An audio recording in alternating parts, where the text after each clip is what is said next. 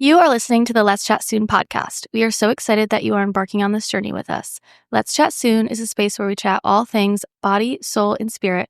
And when you align all three, you unlock a full life. A healthy you is the best gift you can give to grow the kingdom and to those you love. Welcome to the month of February, you guys. Welcome. I'm your host, Alexis. And I'm Mackenzie. I'm excited for this week's episode. I'm just excited to be back on the mic. I feel like we haven't been back on the mic in a minute, even though it's been a week. We haven't missed a beat, but somehow this week, January was actually 57 weeks. 57, actually. Total. So that just, it felt dragged out. I started reading the 12-week year. 12-week year? Yeah, 12-week year book. And I'm just going through the next 12 weeks of my life being like, all right, this is a year. I don't know how I would have done that for January. I know technically you're supposed to start that January 1st, and then the first of January through March is supposed to be your first 12 weeks. So truly my 12 weeks are going to be thrown off if I do this the full year. But I don't know how people would do that during January. I don't know either. I also just got done fasting. Praise Jesus. I did a fast for most of the month of January. I swear it feels like I did an 82-day fast. It did feel like forever. It wasn't bad by any means at all, but it felt like a long, long time. You did good though. You stuck to the plan and executed well. I did. Okay, wait. I have an interesting question for you that I was just randomly thinking about. And I was like, wait, I'm going to wait till we're on the mics. This has nothing to do with today's episode, but it just felt needed. Okay, so I was having a conversation and was talking about how parents show very much unconditional love to a child. But when you look at the order of love of who you're supposed to love the most, it's obviously supposed to be your spouse. Mm-hmm.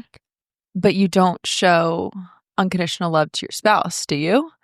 So how is that one supposed to be more? Because really, if you look at love in the world, what seems like the most unconditional love in the world? Obviously, besides God, right? But a parent to a child. Yeah. But we're called to love our spouse more. Oh, interesting. Yeah. Well, I feel like once you choose to marry someone, you're choosing to give them unconditional love. I think that's how it's supposed to be, even though as humans, we don't do that. Right. Because we don't always feel like it's still reflective of if they're not giving it back, we're not going to do it as well or as much. But kids can treat us like crap and we're like, oh, we're going to keep loving them because they're kids. Yeah, that's so interesting. I never thought about that. Right? So do we love our kids more than we love our spouse? Because we're not called to. Right. Maybe. I don't know. I'll report back when I have kids and a husband. Right, exactly. I just thought that was interesting. That was brought up the other day and I was like, yeah, wait a second. That's interesting. Yeah. Interesting point. Sorry. We just needed a deep question to ponder on to get us into this episode. Maybe we should start every episode with a deep question. I love it. Let's do it. We're doing it now. Get ready. Send us some questions to ponder. Honestly, that would be so great. We would love that so freaking much. Okay, but in today's episode, moving on away from the pondering about who you love more in life, I guess, we are talking about detoxing in today's episode. I've had a couple videos do sort of well of people just asking questions about detoxing, what it looks like. What has detoxing looked like in your life? How did you find out about it? And I guess eventually we'll get into how it's honestly changed both of our lives. Yeah, I think I got into it when I started my health and wellness journey. I feel like detoxing is such a broad term. There's so many ways to do it. But for me specifically, it looked like the journey of when I was healing my skin and what truly detoxing meant. And there's so many facets of it. I feel like a lot of people on social media glance over detoxing. Yeah. Because I think there's such a push in the wellness world of try these products, do these things, do all of these things. And we forget that we do live in such a toxic environment with our stress, with the foods, with the products we're putting on our body, literally with every single aspect of life. Truly, we forget that we're in the major negatives. Yeah. We've got to get back to zero before we work up first. And that's what detoxing truly is. And when someone explained that to me like that, I was like, oh, it is so essential that we're detoxing every single day.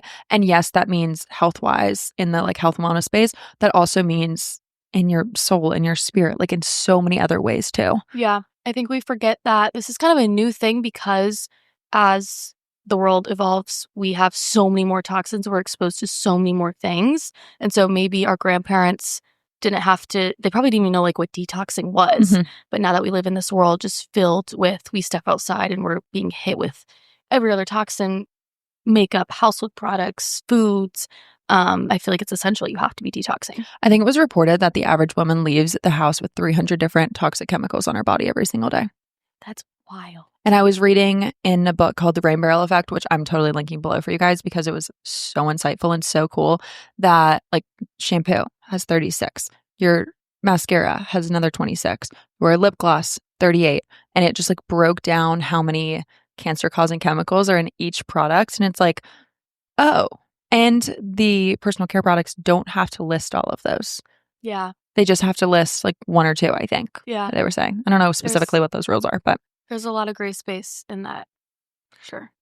It's insane. Genuinely insane. So I think the best way to start when tackling, hey, my body's inflamed. Hey, my body feels uncomfortable. I feel uncomfortable in my skin. Or you just know that this world is toxic. Maybe you don't even feel it, but you're like, I know I need to get these toxins out of my body. Addressing it quarterly, I feel like, is the best place to start. So again, talking about the 12-week year, the beginning of each of your 12-week years, start with really intentionally detoxing. Because you guys know I'm back in school to be a health coach, there's a detox called the Dr. Corral detox, and he talks so much about detoxing and the importance of it. I did that detox at the beginning of the year.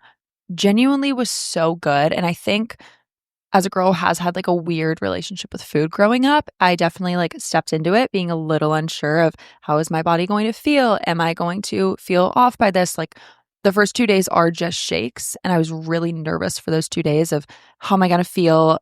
What's going to happen? Like, am I going to get into an unhealthy relationship with food again? Like things like that.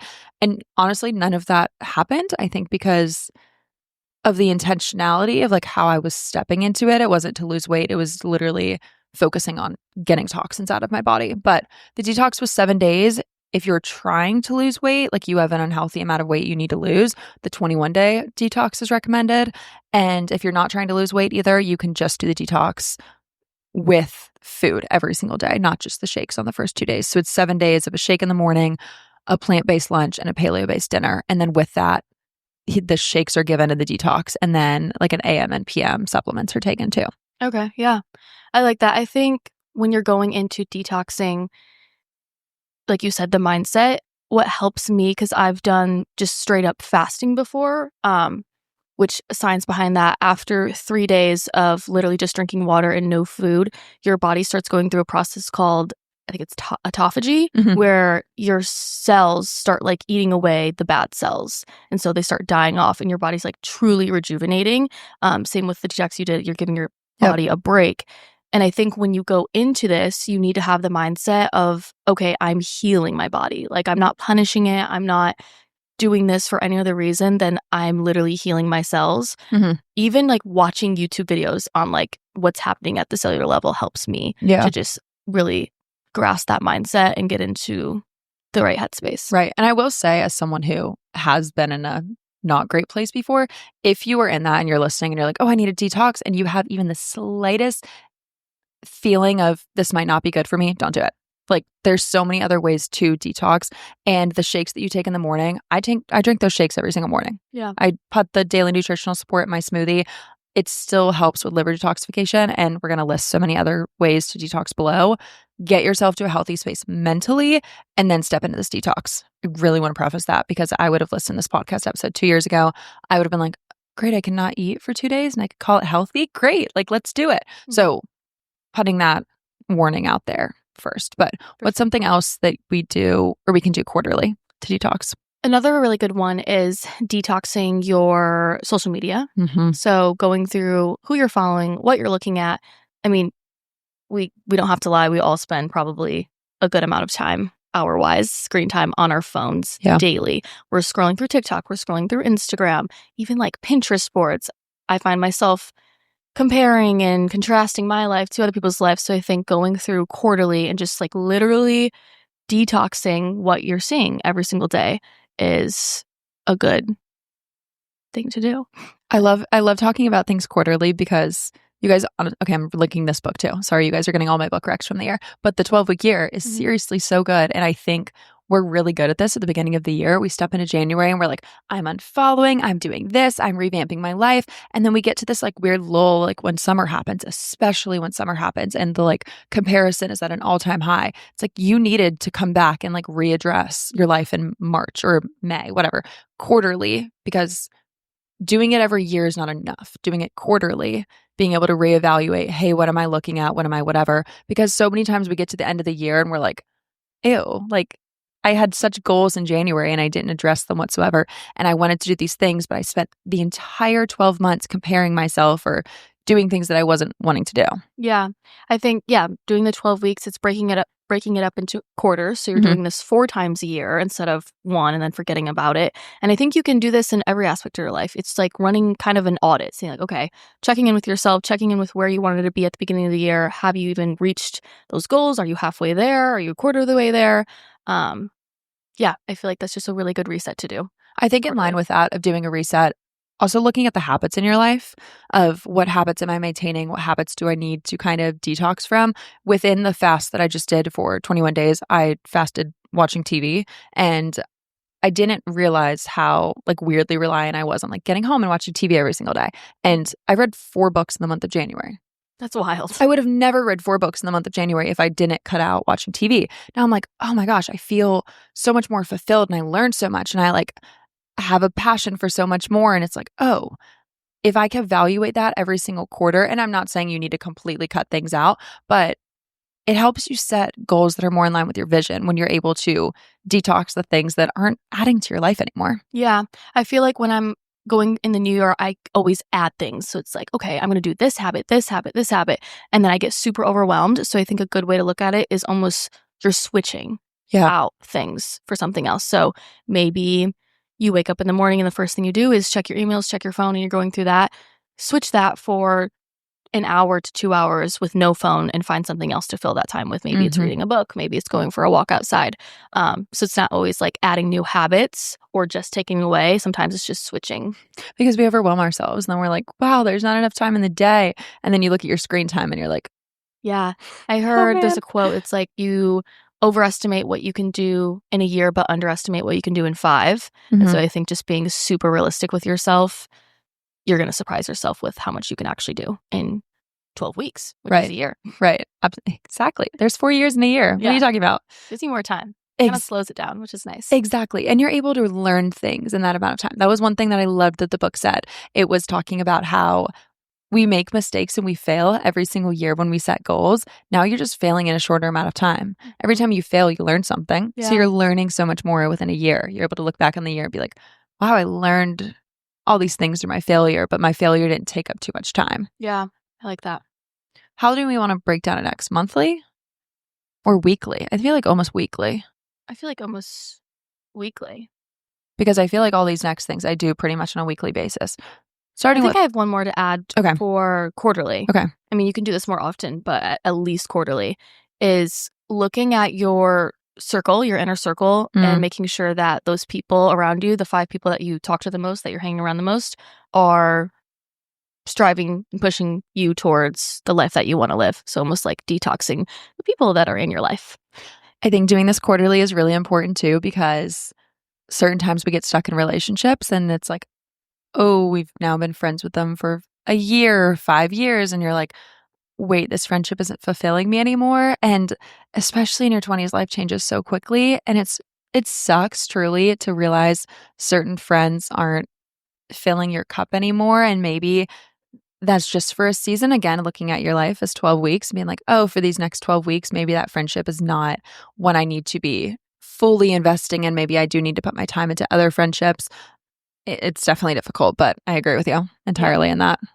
It's a hard thing to do, but I think you just have to be really honest with yourself when you're sitting down and kind of evaluating your life. Because it is true, you're going to end up like the people that are closest with you. So if you look at your circle and compare it with where you want your life to go and your goals in life, and they're not matching, then something needs to change. You will be the average of your 5 closest friends.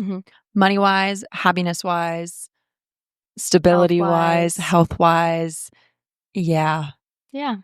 So good tidbit. That's a tough reality to sit in sometimes. In line with kind of diving into your life and being like, okay, what do I need to pull out? going through your household products, I did not realize the shift it was going to make when I started switching my makeup over. That honestly was a new thing. Like I traveled to Nashville with you and was like, okay, what do I need to switch out? Yeah. I swear my skin has gotten so much better. I just feel more comfortable in my skin from switching out those products. But we are saying doing this quarterly because it is so, like, it's a long process to be able to do this. It's not a quick thing where you're just going to take every single toxic product in your house and chuck it. Do it slowly. We know it's expensive. Like, it costs money. Mm-hmm. But a lot of these things too, like laundry detergent is going to last you for a decent amount of time. Like when you run out of one, just refill it with the other. Yeah. There's certain things I still haven't switched out. My concealer, still toxic. Haven't run out of it yet. So I'm not going to switch it out just because. Exactly. It's funny. I went to Sephora the other day and I was like, I knew the brand of my non-toxic foundation, but I didn't have time to color match it. I was like literally rushing and I had a photo shoot to go to. So I just grabbed like one of those mini Charlotte Tilbury flawless filters. I'm like breaking out just from literally 2 times using it. Like crazy. I knew that had played an effect in my skin health, but I didn't realize like how much, because I haven't changed anything else. I'm still eating the same way. I'm still living life the same way. But I don't know if it's from that or just a fluke that I'm breaking out a little bit. Right. I was like, whoa, all my pores are clogged and my skin looks rough. Wow. Twice using it. Crazy. I'm like, okay, I'm throwing that away. You know, literally. And it's all expensive. Like good makeup or non-toxic makeup is expensive. It's expensive. And I like what you said about doing it slow. Like, don't listen to this episode and go through everything and just throw it away. You're going to be like, okay, I literally have nothing left. And now I have to drop hundreds of dollars. Hundreds of dollars, literally. So I think when something is gone, just replacing it with something else is the perfect way to do it. Also, this is super random plug, but the Flip app has so many non-toxic products, which is so random. Like we both use the Tower 8 foundation, like their SPF. Tower 28, yeah. Tower 28, that's on there. I think they have Cali Ray on there too. They have some like random products and you literally can get discounts by just scrolling. I saw that, yeah. What is it called? The Flip app? Yeah, the Flip app. I have like $200 in my account that I can use on things. That's crazy. Yeah, genuinely. And then you can make money off of there too. Another good app to get when you're wanting to detox your toxins in your house and your life is the EWG. Because I think the first question is like, okay, how do you know if something's toxic or not? Like, you can have a long list of all the cancer-causing chemicals, but are we going to actually know what they are, how to pronounce them, how to check them? The EWG, you can literally scan products and it will give you a rating. On a scale. I'm diving into my favorite monthly. Well, no, this one's not monthly. That one's weekly. We're not doing monthly. Just kidding. We're doing weekly. Yeah. Weekly. We're doing weekly. Sauna. I love a sauna. I don't know how I lived without a sauna. Right? I am so much hotter since I started sauning. I just started like in the past year. And I'm like, how did I go through life without saunaing? When I like actually look at the statistics, it is wild. And I'm like, wow, we need to honestly be taking sauning just as important as like working out. Oh yeah, 100%. I even do this more than weekly sometimes. So if you have access, you can do it daily. Honestly. 100%. I think I do it around 3, 4, sometimes upwards of 5. I would say times a week. Same. Yeah. Same. It's so good. So good. Explain, so like why sauna, like what does it actually do? I don't know. What does it actually do? I just know like detoxes your body. I don't know in the scientific level, but I guess I don't know scientific level, but you're sweating. So sweating is literally you detox through peeing, going to the bathroom, sweating. Breathing too. Breathing, literally. And so yeah, you're literally just like sweating out all the toxins that maybe you built up throughout the day, throughout the week. And it just feels so good. Oh, it feels so good. Like it is literally the best time. For me, sauning, yes, does all of that with my body, but also I swear like my mind too. Because I go in there, I bring a book or I just sit in silence and it's the most perfect experience. Yeah, ever. I agree. I feel so zen after I'm done sauning. It's one of the few times in a day where I actually get to shut my mind off. Yeah. I'll listen to a meditation, I'll listen to just like soft music, or I'll just go in there with literally nothing. And it is so good. Yeah. 10 out of 10 recommend. Another really good one to pair with sauning is doing a lymphatic drainage with dry brushing, because before you do a sauna, you need to actually open up your detox pathways so that when you are sweating, the toxins can move through your lymph system and exit your body. Do you know the background? Like, can you explain to someone what the lymphatic system is? Do you think you could? Not at the level I should be able to, probably. Same. I mean, basically, it's what moves toxins Through your throughout body. Yeah. Like a Essentially. very basic level. And our lymphatic system can get super clogged up like through all these toxins that we have. So certain times like our body needs a little bit of help to open up the lymphatic system. And think about like when your lymph nodes get super inflamed and like super swollen when you're sick. Kind of similar things. So you've got your lymph nodes like in your neck, you've got a lot in your face and in your body. So opening up those lymphatic systems. I'm going to link like a good video below. I need to make one showing people how to actually open up their lymph nodes and detox, but you could do this with the dry brush. You can do it with your hands. My teacher said to use like sesame seed oil. Is that what I bought? Sesame oil, Maybe. something like that, and just like move the toxins in your body. And once you start doing this, like honestly, I think I started doing it a year, maybe a year and a half ago. You kind of like get the natural flow of it, of just like pushing your skin around and like pulling your skin different ways. And it's so great. Like the best compliment I always get is your cheekbones are so defined. And I'm like, literally lymphatic, like I made my face this way. I literally sculpted it. Or even like moving your muscle fascia around too. Like you can actually change the shape of your body by doing that. 100%. And it's like, but once you open those pathways, yes, moving it around, but then doing something like sauning and actually getting it out or jumping on a rebounder or just moving. Like we forget to move our bodies. Like walking literally helps drain your lymphatic system. I was going to say that, working out, exercise. Literally anything. It's like, just get up and move your body. We are so sedentary and we forget that. We gotta flesh things out. One note I will say on when you're doing the lymphatic drainage on yourself, our lymph nodes are very surface level to our skin. So a lot of times I used to think that it was like a deep, almost deep tissue massage that I'm getting into my lymph nodes. No, you're like barely tapping. So like when I do my routine, I do it every morning before I facial cup, because when I'm facial cupping, I'm trying to get the fluid away from my face. So I open up my lymph nodes first, then I do my facial cupping, but it's literally just like brushing over your skin almost and tapping super lightly. So when we do a video or share a video, that will probably be in there as like a little takeaway. The pressure is like maybe a centimeter down, not even at all. Yeah. Facial cupping has also been so good. I think more for my forehead than anything. Really? Okay. Yes. What have you noticed? Just like Botox? Yeah. Literally Botox. Like, did I actually get Botox? It's crazy. Yeah. Like actually, when I'm just like resting, of course, when I like scrunch my eyebrows up or something, I still have wrinkles up there. But I'm like, whoa. Like I love facial cupping. I also think it helps with my acne because it's like getting the blood moving. Yeah, it's getting your blood moving on your face. And so it's almost like helping if you have acne spots or active acne, to repair that. And also it helps with like the fluid movement. If I'm puffy in the morning, I do this and it's does wonders. I feel like we do lymphatic drainage daily. Honestly, yeah. Even if I'm not sauning, I'll still do lymphatic drainage. I'll do at least the facial. Yeah. Maybe not all the time doing my body, but I will do facial lymphatic drainage every single day. I mean, this one kind of goes along with weekly, but also daily. I say weekly because we maybe grocery shop every week, but detoxing the foods we eat. Yeah. There's so many toxins in processed food, even down to like sauces that we use and dried goods, even where you get your meat and vegetables from, that just build up. And so when you're grocery shopping, I feel like that's a big one to just not even, like we said with the removing toxins, like you don't have to go to the grocery store and like overwhelm yourself, but taking small steps at a time. So maybe this week you source your meat from a local farmer, or this week, you check your snacks, check the labels, and you're looking at them a little on a deeper level and just making sure that they're not ultra processed and they don't have cancer causing chemicals in them. In line with that, I keep learning about all the dang detoxing stuff and all the things. It's really hard for us in our 20s not to snack, but not snacking, like literally don't even buy snacks for the house. If you do snack, maybe make it like a smoothie with like the daily nutritional support or carrots and hummus or something like that. But your body also needs the 3.5 hours in between each meal to repair again. And we snack or we like sip on a coffee the entire day, as I'm literally doing that right now.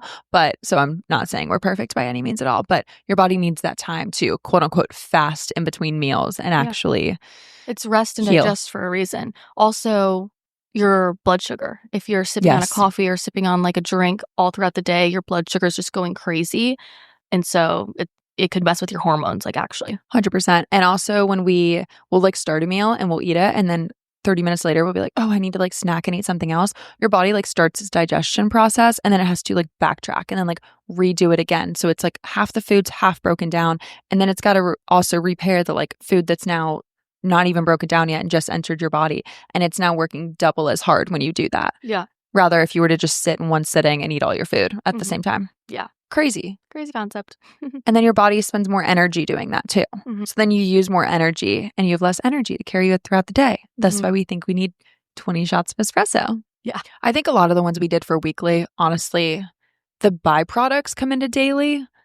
Yeah. You set those habits and it's like you honestly become obsessed with what you're doing weekly. And then you're like, oh, if I can find time for this, then I'm 100% doing it daily. I think I'm not great at it, but sleeping is such a good way to detox too. Like your body does heal when it is in a sedentary state. Similarly, working with sleeping, also fasting for 12 hours while you're sleeping.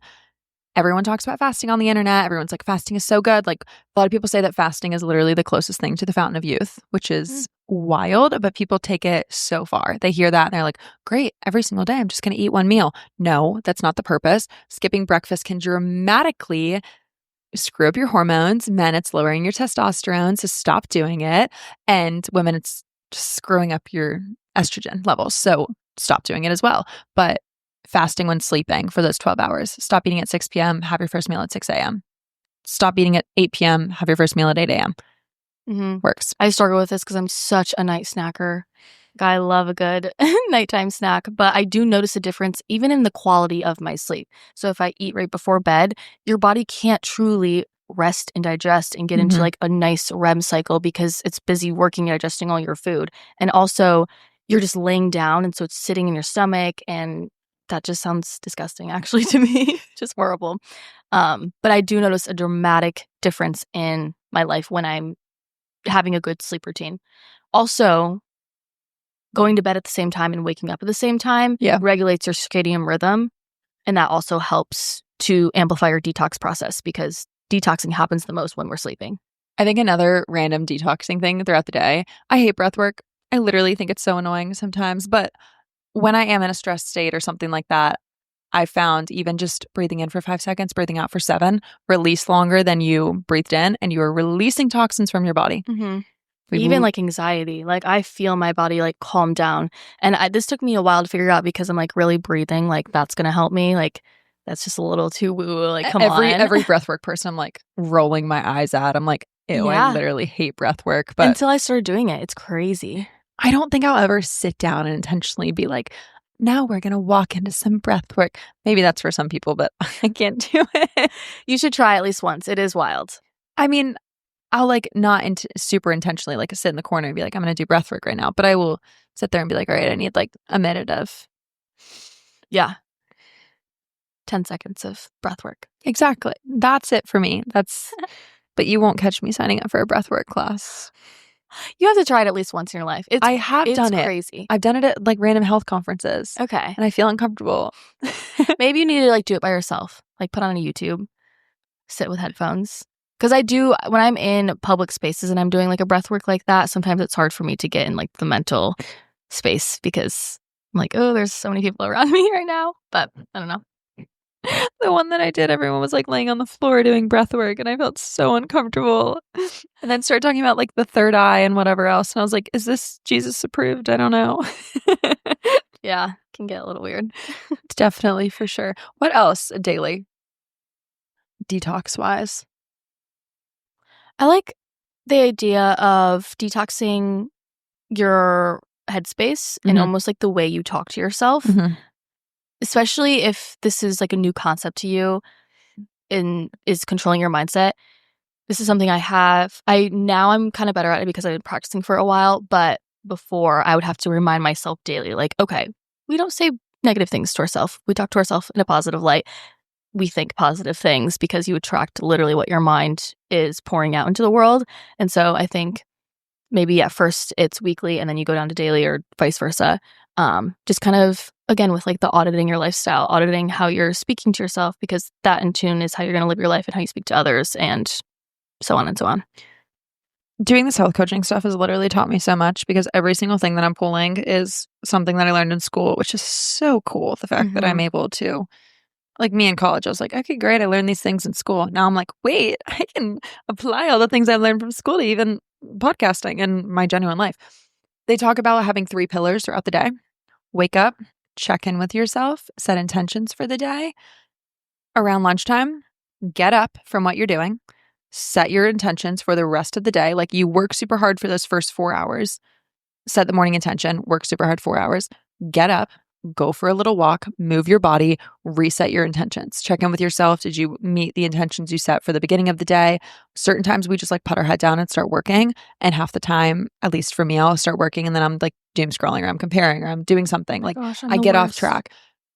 I'm not great at it yet. I literally just learned to do this. So I'm going to be better at this around like 11:30, getting up, going for a walk, even if it's just for 5 minutes, moving my body, eating my lunch, checking in with myself, setting intentions for the next like 4 hours of the day to just like grind out the rest of the workday. Yeah. So good, so helpful. And then at night, either if it's after work or it's right before you go to bed, again, taking another 5 minutes, checking in with yourself, how the day go, reflecting, and just like speaking positively to yourself, like you were saying. But I think having those 3 pillars and having that, I think sometimes like we look at life and everyone in the health space is like, get rid of all the stress in your life, like be so zen. And it's like, that's not practical. Like we are raging workaholics sometimes. Like we live these full lives. And I don't think it's a bad thing to like grind out and like do all these things and like put your head down and work super hard or pour yourself into your job or your family or whatever else. Like we do have busy lives. Moms have busy lives. Like everyone has these crazy stress-filled lives and it's not practical to just be like, well, reduce your stress. Yeah. That's you need like a game plan. Right, exactly. So I think being able to check in with yourself, get rid of the stress, detox the stress, because yes, life is so stressful. We're not trying to necessarily change that. We're trying to detox that regularly so that we can come back the next day and tackle the things that we need to get done and not be shells of ourselves every single day and actually being in touch with things in life, because I think we walk through life a lot and are like, whoops, that happened. Like I looked at this past year and was like, wow, that last year, like I don't think I checked in with myself once. I went a whole 12 months and was like, I never checked in. I never like saw how I was doing. And I don't know, like it wasn't a bad year, so to speak, but it didn't have much intention in it. And now I think I've checked in within this year probably close to 50 to 100 times. Yeah. Because I'm doing it daily. Yeah. If not 3 times a day. I love that. It's a good piece of advice. I try. Words of wisdom over here. Words of wisdom that aren't my own. Read a book. It's life-changing. It is literally life-changing. It is. Like, guys, every single thing that I pulled from this episode is literally from books I've read this month. Yeah. You've been crushing it. How cool. I love books. I'm such a nerd. What a nerd. You, bookworm over here. I love it. I have a list of like 50 books I want to read this year. It's good. Within my 12-week goals, because I also look up the 12-week year. It is so good. I sat down for literally 5 hours on Friday and just wrote out my 12-week year. Yeah. I'm doing a whole episode on this, so you got to read the book too. Sorry, you don't have a choice. The audiobook is literally 5 hours long. No, it's nothing. Listen to it in a day. And you told me, so you can get audiobooks on Spotify. You can get audiobooks on Spotify, but you hit a limit. I literally went to go listen to the rest of the book, and I was like, you've hit your limit of audiobooks for the month. Oh, okay. So, but also Amazon Prime has like a 2-month free to Audible. I saw that. And then, yeah, Spotify, if you pay for the premium version, which I think I pay like $15 a month. Sure, great. A book costs $15. Yeah. I will take it. And I've listened to a whole book on Community. I listened to the whole Ina Gardner memoir, and then I listened to this entire book as well. So I've listened to a lot of. Yeah, that's a lot of books. I've probably started 5 books, finished 2 of them on Spotify. Okay, nice. So you get quite a few hours within that free month. Right. Cool. Which is great. Love it. Highly recommend reading books. Yeah, same. Top 10 life hack. Truly. Because, okay, I'm going to go on a little tangent about books and then we'll wrap up. We look at people's lives on social media and we see just this glimpse in this picture. But when we read a book, we get like, it's like a life hack to see their entire life played out. And it's not just like we look at an influencer who's 20 years old and it's like, she looks like she made it. And it's like, she's 20 years old. You read a book and you get to learn about someone's like full life and all that they learned condensed into a really small amount of pages in all reality. Even if it's a long book, it is a small amount of pages. You're not having to scroll and look and research this entire person and research like all of their learnings. They condensed it in a book for you. Yeah. You literally like don't have to spend your life researching these things or figuring out these things because someone wrote it down. And I love the theory of like, it's 2025. We don't have to recreate the wheel. Like we can learn from other people's mistakes, their failures, how they did stuff. It's not copying. It's just doing, you're going to do it in your own way because we're all humans and we're all individual, but we don't have to like come up with these new crazy concepts on how to live life because for years and years people have been living, and so we can actually learn from them. There's a system. Yeah. It's literally follow systems. Yeah. That's how you reach your success in life. Yeah. Someone's already done it. Someone's already done it. It's not copying if you take it from them, especially if it's in a book. I get on social media, we find a system. We're like, oh, we're doing this. But truly, as someone who does work full-time in social media, I feel like certain times people are like, oh, well, this is a new job. So like, it's hard because you don't have people to look up to who have been sustainable in this and whatever else. Genuinely reading books from people or like, I watched the Martha Stewart documentary. I got so much inspiration from that. And it's just like looking at people who ratified different industries. That's what you should go study if you're trying to bank into a new industry. Influencing is a new industry. Like at the end of the day, go look at people who changed industries. Doesn't matter what industry. Yeah, I really like that. Slay. Yeah, slay. Having a great time I'm giving today. up slay for this year. Lent. For Lent. I'm going to detox the word slay from my life. I'm not. I will keep saying it. I feel like it's just not on brand for me. I don't know. I think my best advice with this would be to start small. Like, don't look at this list and be like, all right, great, I'm tackling every single one of these things. I'm doing it. Pick a few. Pick one. If you are not doing any of this right now, pick one thing and commit to it. Write it down, put it on a sticky note, tape it to your forehead. Literally. And once you've mastered that, move on to the next thing. Like, I love the idea of starting slow because I'm someone that's like balls to the walls all the time. And I need to like 100% go all in. And what's actually helped me with my stress is pulling back and letting go of like this idea that I need to be like going headfirst into everything. And so literally just picking one thing. And also it's like the New Year's goals. Like if you start with this list of 10 things and you're like, I'm going to try to do all of these, you're going to end up doing none of them tomorrow. Like when we set out a list of 1,000 goals and we don't even have like a plan to get there, I forgot the statistic, but it's like people that set goals at the beginning of the year versus how many people actually had those goals come to fruition is like very minuscule. I guarantee it's under 1%. Yeah, like 0.00. Truly. But again, sorry, I keep referring back to this book. Have those goals for the year and then break them down into 12 weeks. And then 12 weeks is too short where you can't address it every single week. So then you have goals for literally every single week of the year. Yeah. Broken down into a really practical way. Yeah. You don't have to tackle it all at once. Not at all. There's no prize for doing it quickest. Exactly. Like, it's your life. Oh. Whoa. We tend to do that a lot. Keep doing that. It's embarrassing. Well, I love this week's episode. I think this is practical, tangible takeaway, my favorite phrase, that you guys can start implementing these certain things into your life and actually see a difference and see a change. And that's exciting. Comment down below which one you guys are going to be implementing this week, this month, or this quarter. And I think also in addressing quarterly, I'm starting my 12-week year today. So don't feel like, oh, it's not the new year. It's not the beginning of a quarter. Like I can't start this. We're like in the middle of Q1. I can't do this. Yeah, you can. Who cares? Yeah. Literally, who cares? Yeah. At all. Not a big deal at all. So tackle these. You're going to do so great. I'm so proud of you for listening to this full episode and for taking these with you. Ask for accountability in these too, whether it's from a friend, literally a random person on social media. Does not matter whatsoever. If you need us to hold you accountable, we're there for you too. Exactly. We love it. And we love you guys so much. If you liked today's episode, please don't forget to leave us a review, comment on our latest Instagram post, all the things. We look forward to connecting with you guys in so many different ways. Thank you guys for listening, and let's chat soon. Bye. Bye.